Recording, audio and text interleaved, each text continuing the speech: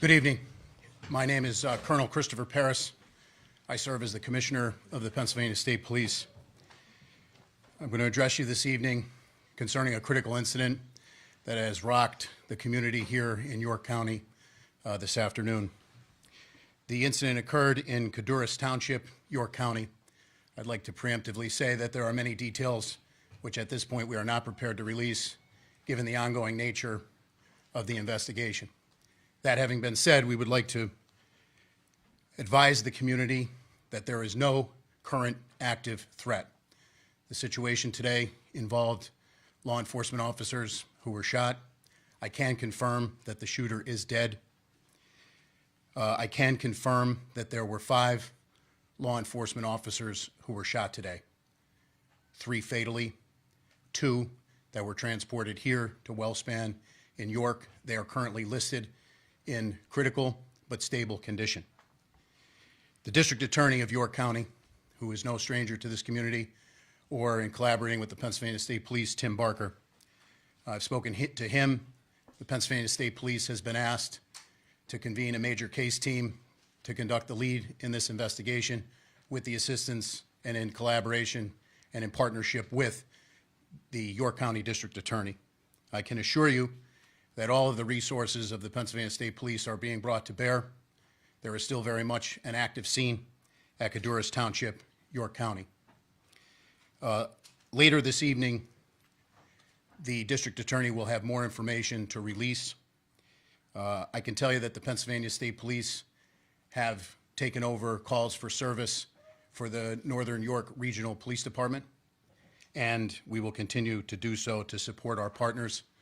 I can tell you that I've spoken to the Special Agent in charge of the FBI out of Philadelphia, our municipal partners and county partners here in York County, and we've received multiple offers of assistance from our fellow state partners to include New Jersey and York. But we have a very large investigative scene. In being here today with our law enforcement family for the second time in 2025, I'd just like to say on a very personal note, our hearts and prayers go out to them, to the families of the deceased and the families of those officers who were wounded. There are simply no words that I can offer to assuage the grief that this community has experienced and unfortunately will continue to experience. The grief will be unbearable, but we will bear it.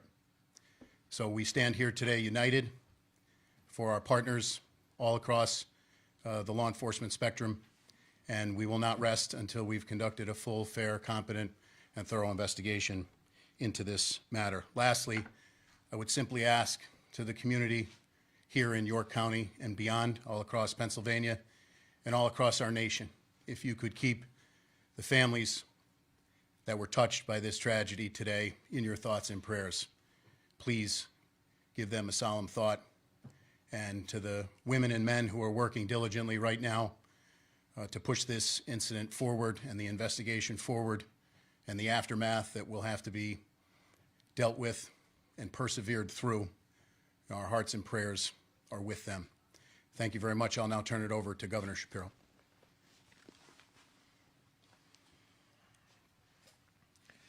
This is an absolutely tragic and devastating day for York County and for the entire Commonwealth of Pennsylvania. We grieve for the loss of life, for 3 precious souls who served this county, served this Commonwealth, and served this country. And we continue to pray for the full recovery of those who are dealing with their wounds. This, of course, is on the heels of just a few months ago when we lost another York County son, Officer Duarte, who again gave his life in the line of service. I had the opportunity with the Lieutenant Governor and with Senator Phillips Hill, Representative Grove, and your 3 county commissioners to spend some time with the families of those who have been impacted by this violence today. I think it's important for you to know that these families who are dealing with, they're grieving right now and they're suffering right now, took time to tell us how proud they were, how proud they are, pardon me, how proud they are of their loved ones who put on a uniform to keep us safe. It's an extraordinary thing that these law enforcement families do. They support the individual who puts on the uniform and runs toward danger. They're there for them when they leave in the morning, and they pray throughout the day that they will come home at night. So I hope as this community comes together, as I know it knows how to do, and prays, that we think not just about those who wear the uniform, but those who stand behind and next to those who wear the uniform every day. These families are extraordinary, and I hope you'll join me in prayer for them. I had some time to spend with the law enforcement who are gathered here today, who ran here because they knew that their brothers in uniform were in danger or their lives were cut short. And I'll just share with you what I told them. The entire Commonwealth of Pennsylvania respects them, and we have their backs. And we so appreciate the work that they do every single day when they go out to keep us safe, when they go out to protect our freedoms and our rights. This is something that, sadly, we only tend to share in times of tragedy. I think it is important that this Commonwealth knows that every day we appreciate those who put on the uniform and those who keep us safe. There are others here at WellSpan who wear different kind of uniforms.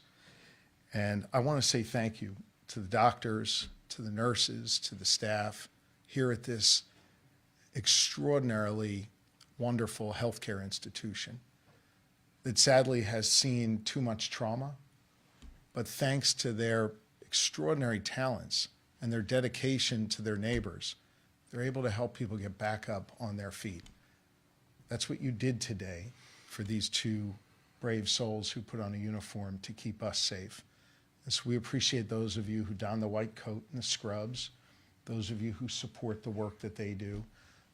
You truly are wonderful people, and we appreciate you very, very much. I want to let you know that Attorney General Pam Bondi reached out directly to me and shared with me that we have the full support of the federal government. I know, as Colonel Paris indicated before, he has spoken to the lead of the FBI here in this region. We so appreciate law enforcement at every level, and we, of course, appreciate our federal partners. General and I worked together when I was Attorney General here in Pennsylvania. She was the Attorney General in Florida. It meant a lot to me that she reached out to offer her support and her prayers for good people of Pennsylvania. Here's the last thing I want to say, and I'll turn it over to the Lieutenant Governor. This kind of violence isn't okay. We need to do better as a society. We need to help the people who think that picking up a gun, picking up a weapon is the answer to resolving disputes. We need to do better when it comes to mental health.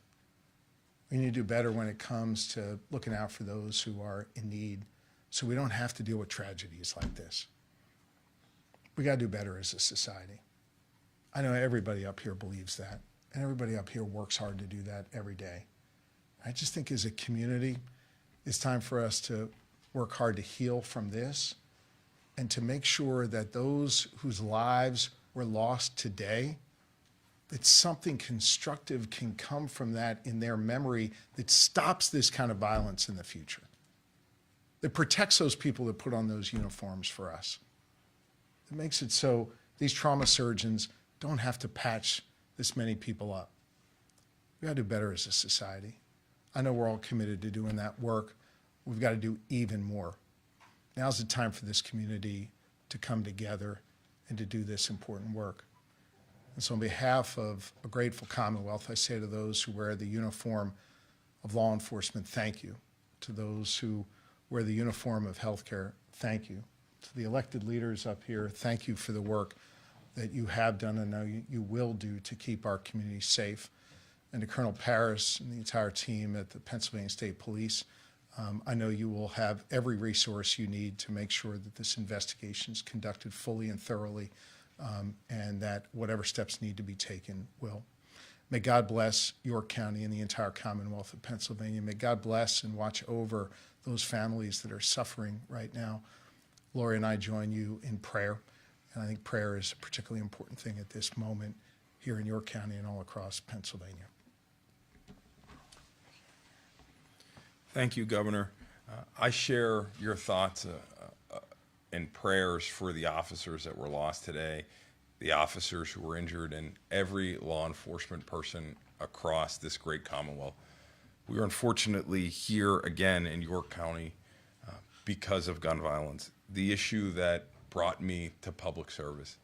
I want everyone to know today is not just a devastating day for this community in this region, it's a devastating day for our entire Commonwealth.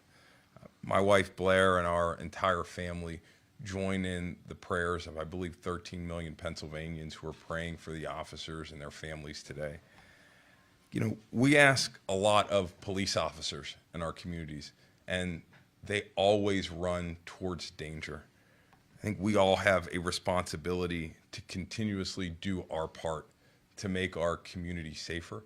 I know I'm going to continue to do my part, and we are consistently grateful for the commitment and the sacrifice that our law enforcement officers make.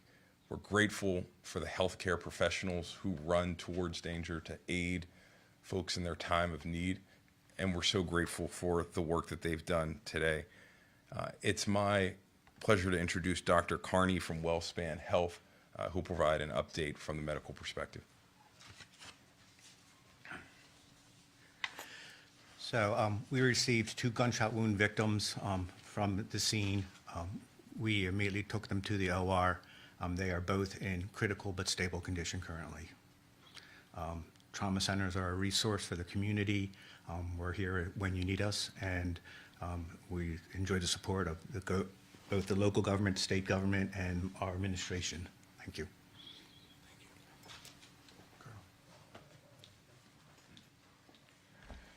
So at this point, I would open it up to a few brief questions, however, prefacing that with the fact that the information we can provide is extremely limited.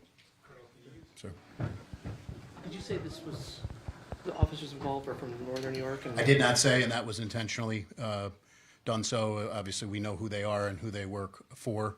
Our concern is that there are some investigative steps that we're taking right now, and at the request of the district attorney, we're withholding that information. Do you know what the district attorney plans to release? I've spoken to District Attorney Barker. I know there are a lot of things going on right now, but at some point, I know he will brief the media. Sir? The circumstances surrounding while those officers were there, they were serving a warrant of some sort of PFA? So they were there to follow up on an investigation that began yesterday. The general heading of that investigation, I would say, would be domestic related, but beyond that, the facts and circumstances, we have more information, but pending the search warrants that we're currently typing up and serving, we want to hold that information any more specificity. See which department they were with, the officers? No, I did not. So we're going to, at this point, say that the 5 law enforcement officers in York County, and we're going to leave it there, and I'm going to defer to the district attorney, Tim Barker. I just want to be clear, so there were 5 law enforcement shot, 3 of them killed, 2 in critical here in this hospital, but then the shooter was also killed. Is that the number? Correct. Those numbers are correct, sir. Are there any other suspects involved? At this point, we believe that the community is safe, but we're leaving no stone unturned, and we're going to run every lead down. But Law enforcement on the scene? I don't have that for you. Do you know what SWAT was called in? I'm not prepared to release that. Like I said, I'll defer to the district attorney. Sir? Have we heard anything as far as weapons or what exactly happened when they arrived? No. I mean, we have, but not that I can confirm with any specificity that I would be concerned we would have to backtrack on later. So very much processing a large scene. I will confirm that it is a large scene. Members of the PSP Forensic Services Unit are down there mapping it right now. It's still very much an active scene. It is secure, and we believe, just to reiterate, there's no threat to the community. A couple more questions here. Was he shot by police or did he shoot himself? He was shot by police. Can you confirm the address or the block number of the scene? No, not at this time.